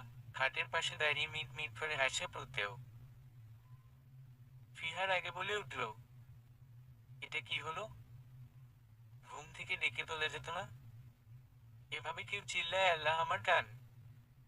প্রত্যয় ভ্রু কুঁচকে বলল, তোমাকে ডাকলে তুমি শুনতে পাও?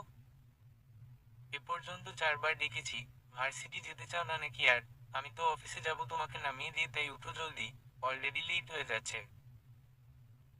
ফিহা আর কথা বাড়ালো না, সত্যি এত কিছুর মাঝে ভার্সিটির কথা বলতে বসেছিল। এক প্রকার দৌড়ে গিয়ে তৈরি হয়ে আসলো। প্রত্যয় তৈরি হয়ে গেছে ইতিমধ্যে। ফিহা একবার তাকালো, প্রত্যয় দেখতে কি সুন্দর। ফিহা ফিহা মনে মনে জিভ কাটলো একবার ঠিকই ভাবছে সকাল সকাল। চোখ নামিয়ে চুল আঁচড়াতে ব্যস্ত হলো। প্রত্যেও ফিহার হাত থেকে চিরুনি কেড়ে নিল। ফিহা তাকালো অবাক হয়ে। প্রত্যেও ফিহার বাহু ধরে নিজের দিকে ঘোরালো, মিষ্টি কণ্ঠে বলল, আমি আচ্ছা দেই। ফিহা চমকালো। ছেলেটি কি সুন্দর করে আবদার করলো, ওর কি উচিত না করে দেওয়া? ফিহার উত্তরের আশা করলো না, প্রত্যয় নিজেই চুলে চিরুনি চালালো। ড্রেসিং টেবিলের একটা ড্রয়ার টান মেরে খুলল। বেরিয়ে আসলো চকচকে কতগুলো ক্লিপ, রাবার ব্যান্ড, চুলের কাঁটা। হতচকিত চোখে একবার সেদিকে দেখলো ফিহা। এই বাসায় তো কোনো মেয়ে নেই, তো এগুলা কার জন্য কিনে এনে রেখেছে প্রত্যয়? ফিহার প্রশ্নসিক্ত চাহনি দেখে ঠোঁট কামড়ে হাসলো প্রত্যয়। ফিহাকে ঘুরিয়ে চুলে লাগিয়ে দিল একটা বকলিপ। ফিহা তাকালো, চোখ পিটপিট করে। প্রত্যয় নিজের মুখ ওর কাঁধের কাছে আনতেই মৃদু কেঁপে উঠল, শরীর চেপে ধরল কুর্তির দুই পাশ। প্রত্যয় ফিসফিস করে বলল, কিউট। ফিহাকে ভার্সিটি নামিয়ে এক প্রকার গাড়ি নিয়ে ছুটে চলে যায় প্রত্যয়। তার এমন কাণ্ডে কিছুক্ষণ থমেরে দাঁড়িয়ে থাকে সে। কি হলো ব্যাপারটা? এই ছেলে এমন অদ্ভুত কেন? ফিহা তাকিয়ে আছে ছুটে চলা গাড়িটির দিকে। তখনই তার মাথায় একটা গাঁট্টা মারে সৌরভ। সৌরভকে হঠাৎ দেখে কিছুটা চমকে যায় ফিহা। কিরে পেতনি, এত মনোযোগ দিয়ে কি এমন দেখছো রাস্তায়? কখন থেকে তোর অপেক্ষায় বসে আছি আমরা। ভেবেছিলাম তো তুই বিয়ে করতে গিয়ে একদম উপরে টপকে গেছিস। ফিহা নিরস কণ্ঠে বলে, কিছুটা ওরকমই। সৌরভ সন্দিহান কণ্ঠে বলে, কি হয়েছে বল তাড়াতাড়ি। মিতা কই? তোকে একবার বলি আবার ওকে একবার, আমাকে তো সরকারি পেয়েছিস তোরা। এর মধ্যে মিতা হাজির। এসেই ফিহাকে ঝাপটে জড়িয়ে ধরে। তার সামলাতে না পেরে ফিহা প্রায় পড়েই যাচ্ছিল। মিকি রাগ দেখিয়ে বলল, ওফ, মেরে ফেলতে চাস নাকি? যেভাবে ধরেছিস মনে হয় পালিয়ে যাচ্ছি কোথাও। মিতা ছাড়লো না, উল্টো আরো কিছুটা শক্ত করে ধরে বলল, সত্যি দোস্ত, তোকে এখন দেখে কি যে শান্তি লাগছে কি বলবো। চিন্তায় চিন্তায় খাওয়াই হয় নাই সকালে। তা এখন বল সাদাব জিজুর কি খবর? ফিহার মুখটা চুপসে গেল মুহূর্তে। সে কিছু না বলে চলে গেল ভার্সিটির ভিতরে। সৌরভ, মিতা দুজনে একবার নিজেদের মুখ চাওয়াচাওয়ি করলো, পরক্ষণেই রহস্যের গন্ধ পেয়ে ফিহার পেছনে দৌড় লাগালো। ক্যাম্পাসের মাঠে ঘাসের উপর বসে পড়ল তিনজন। ফিহু, বল না জান, কি হয়েছে? সাদাব ভাইয়ের সাথে কি তোর বিয়ে হয়নি? আমি ওই দিন যেতে না পারায় কি রাগ করে আছিস? সরি ইয়ার, হঠাৎ করে তোর বিয়ে, আমার ও এক আত্মীয় অসুস্থ, তাই সেখানে যেতে হয়েছে। ফিহা থমথমে কণ্ঠে বলল, কেন, টিভিতে কিছু দেখায়নি? মিতা অবাক হয়ে গেল, কিছুটা কি এমন হলো যা টিভিতে দেখাবে? কই না তো, কিছুই তো দেখলাম না। ফিহা নিজেই আশ্চর্য হলো, এটা কিভাবে সম্ভব? সৌরভ বলল, কি কিভাবে সম্ভব? ফিহা ওই দিনের সকল ঘটনা বর্ণনা করে দম নিল। সৌরভ, মিতা হা করে তাকিয়ে আছে। দুজনই একসময় চিল্লিয়ে বলল, কি? হুম। আমার তো বর্তমান দুলাভাইকে দেখার শখ জেগেছে বন্ধু। তো গিয়ে দেখ, আমাকে কেন বলছিস? সাদাব কাপুরুষের মতো কাজ করবে, ওটা এখনো মেনে নিতে পারিনি আমি। কিছু কিছু মানুষ দুনিয়ার সামনেই ভালো মানুষ সাজে, মহৎ সাজে, কঠিন সময় ঠিক সুযোগ বুঝে হাত ছেড়ে দেয়। ফিহার কথায় মিতার খারাপ লাগলো, মেয়েটা সত্যি পছন্দ করতো সাদাব ভাইকে, আর মানুষটা কিনা। তোর এই বিয়ের কাহিনী শুনে আমার এখন হাত পা ছড়ে কাঁদতে মন চাচ্ছে বইন। সৌরভের কথায় তেতে উঠল ফিহা। তুই এই সিরিয়াস মুহূর্তে মজা নিচ্ছিস? বেদ্যপ পোলা, তুই জীবনে বউ পাবি না দেখিস। যা খুশি দোয়া করে নিয়ে এসব আমি গায়ে মাখি না। বল দুলাভাইয়ের সাথে কবে পরিচয় করিয়ে দিবি? কাল তো আবার দিতে আসবে তখন। বুঝলাম না লোকটা এমন ভূতের মতো উবে গেল কেন। আজকেই তো দেখা করতে পারতি তোরা। মিতা চিন্তুত কণ্ঠে বলল, এখন তুই কি করবি? সব মেনে নিবি? সাদাবকে ভুলে যাবি? ফিহা চুপ রইল কতক্ষণ, হতাশ কণ্ঠ শোনালো তার। ভুলে যাওয়াটা কি যুক্তিযুক্ত নয়? বিয়ে যেভাবেই হোক, আমি প্রত্যয়ের স্ত্রী এখন। না চাইলেও একদিন না একদিন তো স্বামী হিসেবে মানতেই হবে বল। সৌরভ কিছু চমকে উঠে বলল, কি নাম বললি? কোথায় কি নাম বললাম? আরে তোর অদ্ভুত জামাইয়ের নাম। প্রত্যয়। কেন, কি হয়েছে? সৌরভ মিতার দিকে তাকিয়ে বলল, মিতা তুই কি সেটাই ভাবছিস সেটা আমি ভাবছি? মিতা বিরক্তি নিয়ে বলল, তোর মতো উদ্ভট চিন্তা আমি করি না। তা বল, কি এমন মহান চিন্তা উদয় হলো তোর মনে? ভাইয়ের নামও তো প্রত্যয়। মিতা না বুঝে বলল, কার ভাই? গাধি, আমার ভাই প্রত্যয়। কি যা তা বলছিস? প্রত্যয় ভাই করবে বিয়ে, দুনিয়ার মানুষ পাইলি না তুই? খালামণির ভয়ে তো বাসায় যায় না ঠিক মতো, যদি ধরে বিয়ে করিয়ে দেয় সে ভয়। উনি করবে এমন ভাবে বিয়ে? দুনিয়ায় কি একজনের নামই প্রত্যয় নাকি? আজাইরে চিন্তা বাদ দে তো। সৌরভ মাথা নাড়ল। ফিহা বলল, দুটোতে থামো এবার। প্রত্যয়ের সাথে দেখা করিয়ে দিব, তখনই সব ক্লিয়ার হয়ে যাবে। চল ক্লাসে যাই। সেদিন ফিহাকে বাসায় নামিয়ে দিয়ে প্রত্যয় আবার চলে গেছে।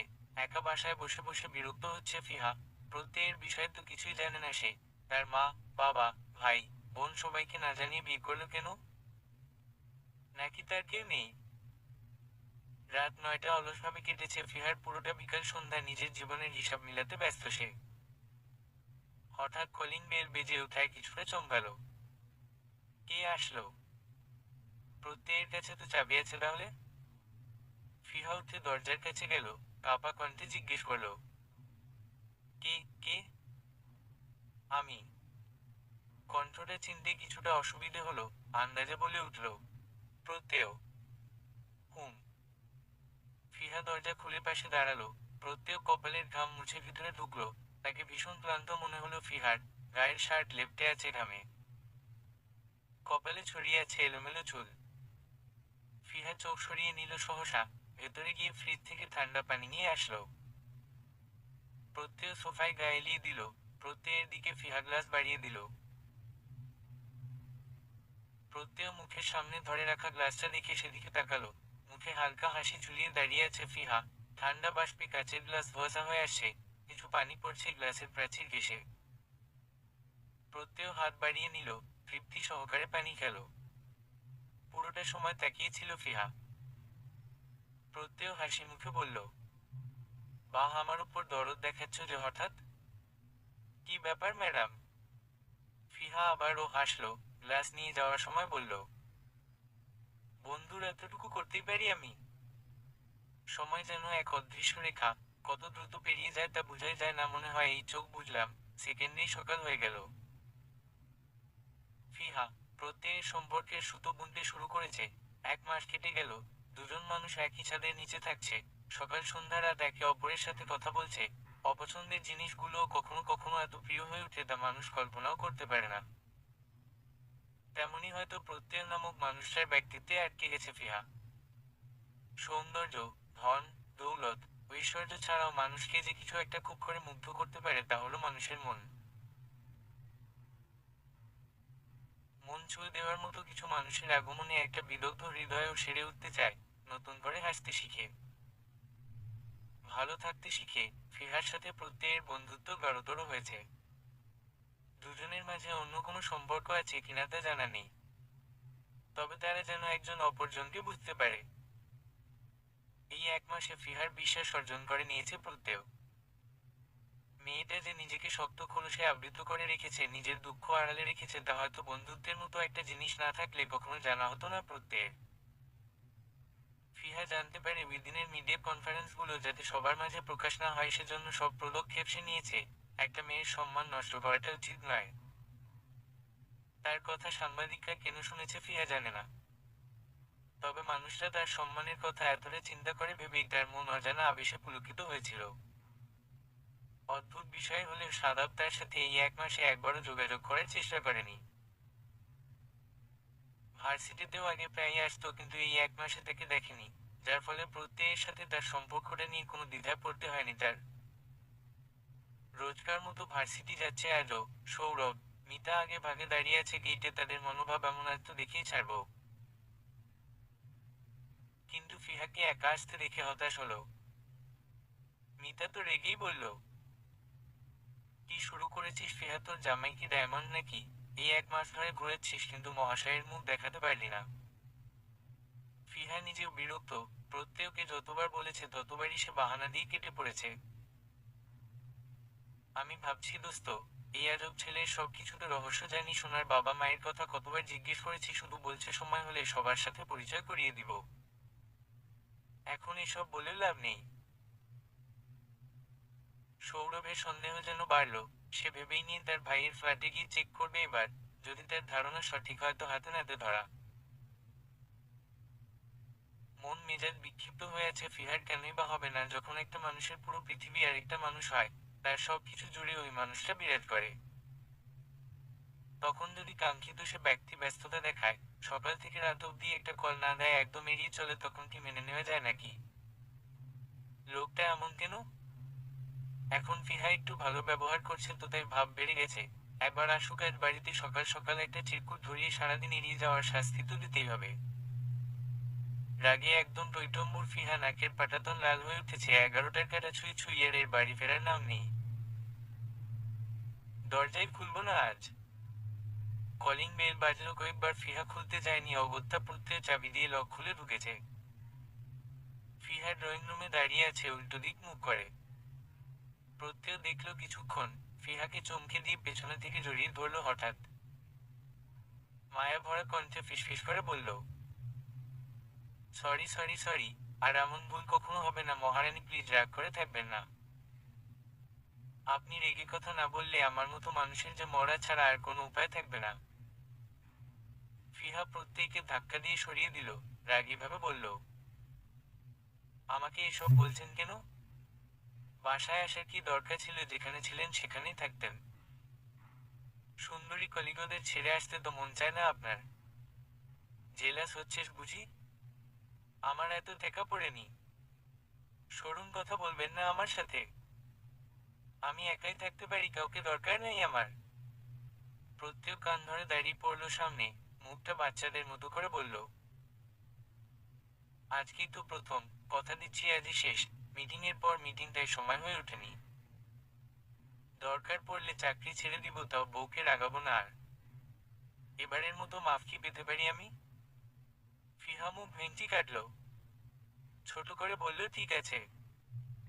সকালে ফোনের বিকট শব্দে ঘুম ভাঙে ফিহার। পাশে তাকিয়ে দেখে এখনো ঘুমাচ্ছে প্রত্যয়। ফিহা মোবাইলটা কানে নিতেই ওপাশ থেকে সৌরভ কিছুটা কাঁদো কাঁদো কণ্ঠে বলে, দোস্ত, প্রেমিকা কেমনই সামলাতে হয় টিপস দে। আজব সকাল সকাল কি বুঝুরকি শুরু করেছিস? আমাকে ঘুমাতে দে ভাই। এসবে আমার কোনো ধারণা নেই। আমি কি জীবনে প্রেম করছি নাকি? দেখ, মাত্র 2 দিন হইল মিতার সাথে প্রেম করা শুরু করেছি। ও বলেছে যদি ভালো প্রেমিক না হতে পারি আমাকে ড্রেনের পানিতে চুবিয়ে অন্য ছেলেকে বিয়ে করে নিবে।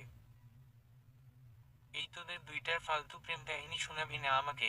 ফ্রেন্ড হয়ে তো দুইটার জীবনে ঝগড়া থামেনি, এখন কি করে আবার প্রেম আসবে? আমি ঘুমাবো ভাই, নিজেদেরটা নিজেরা সামলা, না হয় ব্লক মেরে দিব দুইটাকে। শোন শোন, আরেকটা কথা ছিল। ফিহা বিরক্তি নিয়ে বলে, আচ্ছা বল। তুই আজকে ভার্সিটি আসবি না? আমি আর মিতা আসবো তোরে নিতে। আমার বাসা তুই চিনিস। আসবি কি করে? যদি আন্দাজ ঠিক হয় তো ঠিক পৌঁছে যাব। যা খুশি কর। ফিহা বিরক্তি নিয়ে বসে আছে। প্রত্যেও ওর কথা বলার সময় উঠে গেছে, এভাবে বসে থাকতে দেখে জিজ্ঞেস করে, কি সমস্যা? কিছু না। ওই মিতা আর সৌরভ প্রেম করছে, এখন আমার কাছে টিপস চায়। সকাল সকাল বিরক্ত করা ছাড়া আর কিছু পারে না এই ছেলে। আবার বলল তোর বাসায় আসতেছি, তোকে নিয়ে যাব। কি? হ্যাঁ, তো অবাক হওয়ার কি আছে? আর আসতে পারবে নাকি সন্দেহ? বাসার অ্যাড্রেসই তো কোনোদিন বলি নাই ওদের। দুইটার মাথার তার আগেই ছিঁড়া ছিল, এখন তো আবার করে প্রেম, এবার পাবনার টিকিট বুক করতেই হবে। সত্যি ওরা প্রেম করে? হুম। ওকে চলো তাহলে আজ দুজন মিলে ওদের জন্য নাস্তা বানাবো। ফিহা অবাক হয়ে বলে, ওরা বাসায় তো চিনে না, মজা করেও তো বলতে পারে নাকি? আপনি সিউর হচ্ছেন কিভাবে? প্রত্যেও উত্তর না দিয়ে ফিহার হাত ধরে ফ্রেশ হতে চলে যায়। ফিহা ভেঙচি কাটে, এই ছেলে যে কোনো প্রশ্নের জবাব ভালোভাবে দিবে না তা জানা আছে ফিহার। সকাল 9টা কলিং বেল বেজে ওঠায় ফিহা যায় দরজা খুলতে। প্রত্যয় গেছে ফ্রেশ হতে। ফিহা দরজা খুলতেই এক মেয়ে এসে দাঁড়ায় দরজায়। ফিহা ভ্রু কুঁচকে জিজ্ঞেস করে, কাকে চাই? মেয়েটি যেন ভূত দেখার মতো চমকেছে। প্রত্যয়ের বাসায় মেয়ে আসলো কোথা থেকে? মেয়েটা চিল্লিয়ে বলে, এই মেয়ে তুমি কে? এখানে কি করছো? প্রত্যয় কোথায়? উনি তো ভিতরে, আপনি কে আগে বলুন। যাকে তাকে বাসায় ঢুকতে দিব না আমি। তোমার সাহস তো কম না, আমাকে ঢুকতে দিবে না মানে? জানো আমি কে? না, ওইটাই জানতে চাচ্ছি তখন থেকে। বলুন আপনি কে? প্রত্যয়ের হবু স্ত্রী। আর আমি প্রত্যয় বিয়ে করা স্ত্রী। এই মেয়ে কি ধরনের মজা এটা? সরো সামনে থেকে। ফিহাকে পাশ কাটিয়ে মেয়েটা ভিতরে ঢুকে পড়ল।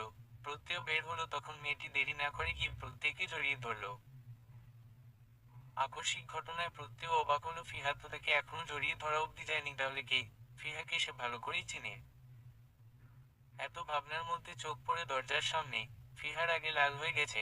প্রত্যয় বুঝলো ভুল কিছু হচ্ছে। ফিহা দরজার ঠাস করে লাগিয়ে এসে রুমে চলে গেল হন হন করে। প্রত্যয় নিজের থেকে মেয়েটিকে সরায় এক ঝটকায়। নীলাকে দেখে মেজাজ খারাপ হয়ে ওর।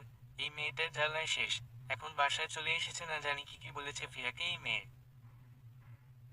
প্রত্যয় নীলাকে ধমক দিয়ে বলে, কি ধরনের অভদ্রতা এগুলো? তোমার সাহস তো কম না, আমাকে জড়িয়ে ধরেছ কেন? সীমা অতিক্রম করতে মানা করেছিলাম তোমাকে। নীলা মৃদু কেঁপে উঠে আওয়াজে, ওই মেয়েটা কি বলছিল প্রত্যয় ও নাকি তোমার বউ? হ্যাঁ, ঠিকই বলেছে। তাতে তোমার কি সমস্যা? তুমি তো সবই জানো আমি তোমাকে ভালোবাসি। খালাম্নি তোমার সাথে আমার বিয়ে ঠিক করেছে। আর তুমি এই মেয়েটাকে বিয়ে করে নিয়েছো। আমি তো তোমাকে কোনোদিন বলিনি যে আমি বিয়েতে রাজি। আগ বাড়িয়ে উল্টা পাল্টা ভেবে নিয়েছো। এখন এসে সিনক্রিয়েট করছো। সরো সামনে থেকে। প্রত্যয় গেল রুমের দিকে। ফিহা তারা চিহ্ন হয়ে বসে আছে। প্রত্যয় নরম গলায় ডাকলো, ফিহু। আপনি এই কারণেই আপনার বাবা মাকে বিয়ের কথা জানাননি, তাই তো? আপনি আমাকে কেন বিয়ে করেছেন? যদি ওই মেয়েটাকে বিয়ে করার ছিল, আমার সাথে মিথ্যা অভিনয় কেন করলেন প্রত্যয়? ফিহাকে বলছো এসব অভিনয় কেন করতে যাব? আমি তোমাকে ভালোবাসি, তাই বিয়ে করেছি। এর আগে প্রত্যয় একবারও ভালোবাসার কথা বলেনি ফিহাকে। ফিহা চমকে উঠল কিছুটা। প্রত্যয় এগিয়ে এসে জড়িয়ে ধরল তাকে।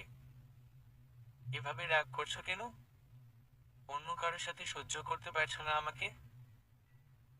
না, পারছি না, পারবো না। ওই মেয়েটা আপনাকে জড়িয়ে কেন ধরবে? আপনি তো শুধু আমার ও কেন তাহলে? ফিহা আর কিছু বলতে পারল না। ফুপিয়ে ফুপিয়ে কান্না করে দিয়েছে। প্রত্যয় জানে ফিহা তাকে ভালোবাসে। এই পৃথিবীতে ওর আপন বলতে প্রত্যয়ই আছে। ওকে কারোর সাথে দেখলেও মনে হয় ফিহার বুঝি কেউ নেই। একাকিত্বের ভয়টা জেঁকে বসে মনে। এই ধরনের মানুষের যে জিনিসটা নিজের, তার এক ফোঁটা অন্যকে সে দিতে নারাজ। প্রত্যয় ফিহাকে জড়িয়ে ধরে কপালে চুমু দিল। ফিসফিস করে বলল, বউ আমার এভাবে কাঁদলে কিন্তু আমার এখনই প্রেম প্রেম পেয়ে যাবে পড়ে, কিন্তু আর বাধা দিতে পারবে না। এত কিছুর মাঝে দরজা লক করতে ভুলে গেছে ফিহা। সৌরভ। মিতা এসে হুড়োহুড়ি করে ঢুকলো ভিতরে। সৌরভ তো শতভাগ নিশ্চিত ফিহার জামাই তার নিজের ভাই, এত সে হাতে নাতে ধরবেই। সৌরভ বাসায় ঢুকে প্রত্যয়ের রুমের সামনে নীলাকে দাঁড়িয়ে থাকতে দেখে অবাক হয়। এই আব্দ এখানে আসলো কেন? কি দেখছে এমন করে রুমের ভিতর? মিতা সৌরভ দরজায় উকি মারলো। মিতা তো চোখ বড় বড় তাকিয়ে আছে। ফিহা আর প্রত্যয় ভাইয়া একসাথে। চোখে কি কম দেখা শুরু করেছে নাকি? মিতা কনুই দিয়ে গুঁতো মারে সৌরভকে। সৌরভ দাঁত খেলিয়ে বলে, দেখলি তো আমার কথাই ঠিক। এদের রোমান্স বের করছি আমি।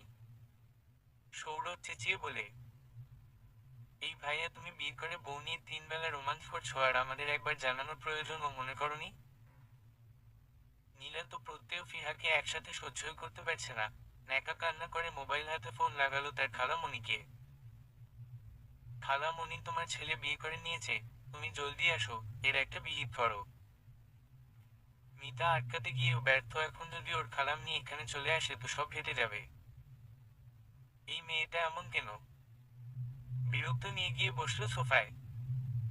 ফিহা এগিয়ে এসে সৌরভের সামনে দাঁড়ায়, ভ্রু উঁচিয়ে জিজ্ঞেস করে, তোরা ওনাকে চিনিস?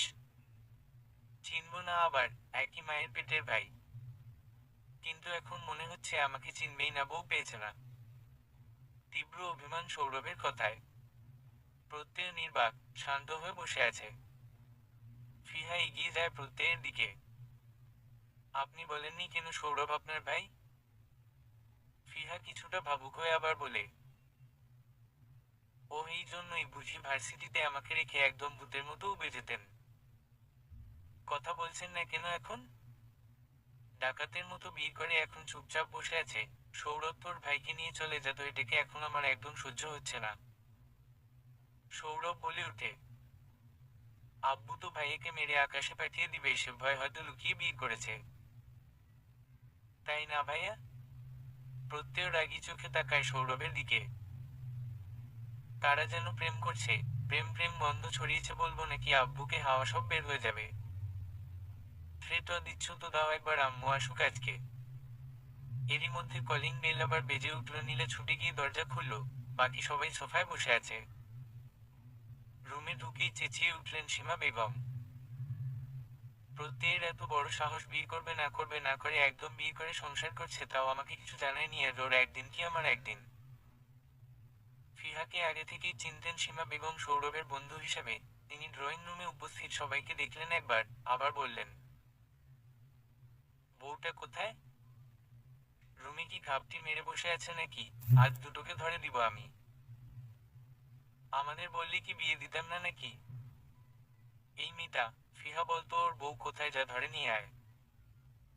ফিহা তো হাত কোচলাচ্ছে বসে বসে। মিতার দিকে তাকালো, সে কাচুমাচু হয়। এর মধ্যে নীলা বলে উঠল, আন্টি তুমি বউকে চোখে দেখতে পাচ্ছ না, এখানেই তো আছে। সীমা বেগম বললেন, এখানে তো সৌরভ আর ওর ফ্রেন্ড ছাড়া কেউ নেই। ফিহা নামক মেয়েটাই তো তোমার ছেলের বউ। কি? সৌরভ ওর মাকে টেনে নিয়ে সোফায় বসায়, পানি খেতে দেয়। সীমা বেগম কিছুটা শান্ত হয়। প্রথম থেকে সব বল আমায়, কি হয়েছে? সৌরভ সব গড়গড় করে বলে দিল। এই মুহূর্তে ভাইকে না বাঁচালে ওর নিজের প্রেম করার সিক্রেট যে ফাঁস করে দিবে তা ভালো করেই জানে। ফিহা মাথা নিচু করেই বলে, আন্টি বিশ্বাস করো, আমার কোনো দোষ নাই। আমি তো জানতামই না এই দজ্জাল অমার্কা পোলাটা তোমার। আজ আসুক তোর বাপ, উনি যা বলবেন তাই হবে। বেশিবার বেড়েছে তোর প্রত্যয়। আব্বুকে ডাকার কি দরকার ছিল আম্মু? এখন গলার স্বর কমে গেছে কেন? অফিস থেকে আসছে তোর আব্বু। ফিহার প্রতি আমার কোনো রাগ নেই। ওর মতো একটা ভদ্র শান্তশিষ্ট মেয়েকে যে তোর মতো একটা রাম ছাগল কিভাবে বিয়ে করেছে তা তো বুঝতেই পারছি। না হয় সজ্ঞানে তোরেকে বিয়ে করতো। নীলা বলে উঠে, আমি করতাম আন্টি। এই চুপ কর তো নীলা। তোদের এই বিয়ে বিয়ের চক্করে আমার বিপি হাই হয়ে যাচ্ছে। বাসায় প্রবেশ করেন তাজরুল চৌধুরী। ছেলের কর্মকাণ্ড শুনে বিশ্বাসই করতে পারছেন না তিনি। তার এই ছেলে এরকম করেছে বিশ্বাস হচ্ছে না। সৌরভ হলেও তিনি বুঝতেন ওটা একটু দুষ্টু প্রকৃতির। মাথায় হাত দেয় নিজেরও। কিছুক্ষণ পর আশরাফ, ফিহার মা সবাই মিলে বেশ কিছুক্ষণ আলোচনা করার পর সবকিছু মেনে নেওয়া হলো। তবে একটাই শর্ত সীমা বেগমের, ছেলের বউ নিয়ে তিনি বাসায় চলে যাবেন। প্রত্যয় না করতে গিয়েও পারেনি। মা বেঁকে বসলে তার কপালেই শনি আছে। তাই সবকিছুর ঝামেলা মিটিয়ে বিকেলের মধ্যে নিজেদের বাড়িতে গিয়ে উঠল ওরা। এতটা দ্রুত সবকিছু ঘটেছে যে ফিহা এখনো ঘোরের মধ্যেই আছে। দিনগুলো সুন্দরভাবেই কাটছিল ফিহার, যতদিন না সাদাব নামক কালো ছায়া আবার ফিরে আসে। প্রত্যয়ের বাড়িতে যাওয়ার পর 1 মাস কেটেছে এসে খেলে। বেলায়েত খন্দকারও মেনে নিয়েছে সবকিছু, শুধু মেয়ের জামাইকে মানতে পারেনি এখনো। বিয়ের প্রস্তাব দিলে তিনি ফিরিয়ে দিতেন না, তিনি অতটাও কঠোর তো নন। সেদিনের মতো ভার্সিটি থেকে ফিরছিল ফিহা। আজ সৌরভ মিতা ডেটে গেছে, দুটোর মাঝে হাড্ডি হতে চায়নি সে। প্রত্যয় অফিসে তাই আর তাকেও বলেনি। একাই যাচ্ছে আর কোথা থেকে সাদা বেশি সামনে দাঁড়ালো। ফিহা কিছুটা অপ্রস্তুত হয়ে পড়ল, 2 কদম পিছিয়ে গেল সে। সাদা বেশে বলল, কেমন আছো ফিহা? অনেকদিন পর দেখছি তোমায়। এই তো ভালো আছি। আপনি কেমন আছেন? তা জানা বেশি জরুরি না। তা বিবাহিত জীবন কেমন চলছে? ভালো। আমি এখন বাসায় যাব, দেরি হয়ে যাচ্ছে। এত পালাই পালাই করো কেন? আমার সাথেও কিছু সময় থাকো। না, রাস্তা ছাড়ুন, আপনার সাথে আমার কথা সেদিনই শেষ হয়ে গেছে, এখন আর বলার মতো কিছু নেই।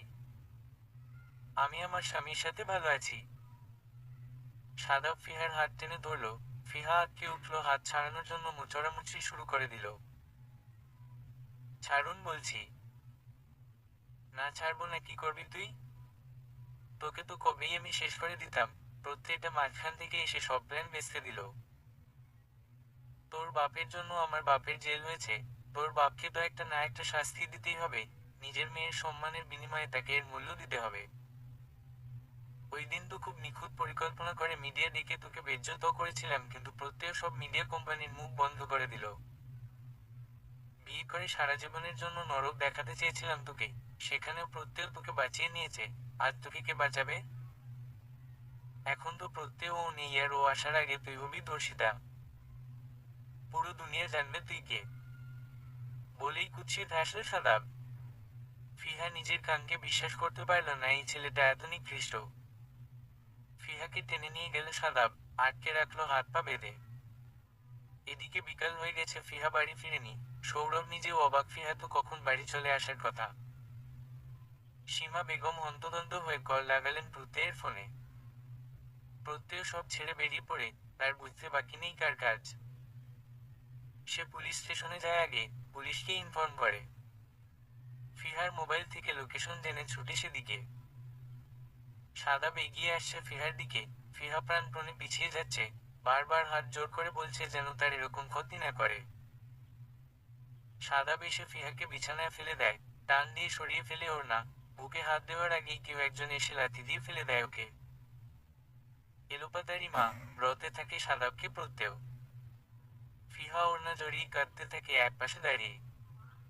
পুলিশ এসে নিয়ে যায় সাদাবকে। ফিহা গিয়ে জড়িয়ে ধরে প্রত্যেককে।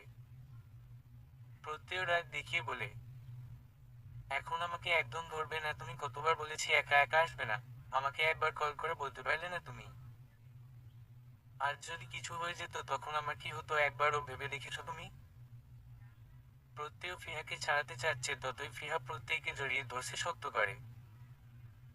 একটা সময় প্রত্যয় জড়িয়ে ধরে ফিহাকে। হুশ, আর কাঁদে না। আমি থাকতে আমার ফিহু পাখিকে কেউ ফুলের টোকাও দিতে পারবে না। সরি, আমি আর কখনো একা একা আসবো না। আমার উপর রাগ করে থাকবেন না প্লিজ। প্রত্যয় জবাব না দিয়ে ফিহাকে নিয়ে বাসায় চলে যায়। রাতের আকাশে আজ পূর্ণিমার চাঁদ উঠেছে। তারাগুলো জ্বলজ্বল করে মুক্তোর মতো চিকচিক করছে। বারান্দায় দাঁড়িয়ে আছে প্রত্যয়। ফিহার উপর উপরে উপরে রাগ দেখাচ্ছে, সে আসার পর থেকে মেয়েটা কতবার কথা বলার চেষ্টা করছে আর ও এড়িয়ে যাচ্ছে বারবার। প্রত্যয় নিজের পিঠের উপর কিছু একটা ছোঁয়া পেল। ফিহা পেছনে থেকে তাকে জড়িয়ে ধরে দাঁড়িয়ে আছে। প্রত্যয় বলতে গিয়েও বলতে পারেনি ছাড়ো। ফিহার কথা শুনে, আপনি বলেছিলেন কোনো এক প্রণয় প্রহরে আপনি অপেক্ষা করবেন আমার ভালোবাসার। তবে আজ এসেছে সে প্রহর। এই ভরা পূর্ণিমার তিথিতে প্রণয় এসে ধরা দিয়েছে আমার মনে আপনার নামের। আমি ভালোবাসি প্রত্যয়, আপনাকে অনেক বেশি ভালোবাসি। প্রত্যয় ফিহাকে টেনে নিজের মুখোমুখি দাঁড়ি করাই চাঁদের আলো এসে মুখে পড়ছে। ফিহার চোখ বন্ধ করে দাঁড়িয়ে আছে মেয়েটি। লজ্জায় লাল হয়ে যাচ্ছে নাকের পাটাতন, মৃদু কাঁপছে নেত্রপল্লব। প্রত্যয় মৃদু কণ্ঠে ডাকল, তাকাও ফিহা। ফিহা চোখ খুলে তাকালো। দুজনের গভীর দৃষ্টি মিলল, যেখানে তাকিয়ে কাটিয়ে দেওয়া যাবে দীর্ঘতম সময়। আবার বলো। ফিহা নির্দ্বিধায় বলল, ভালোবাসি। প্রত্যয় জড়িয়ে ধরে বলল, আমিও ভালোবাসি ফিহু পাখি। সমাপ্ত।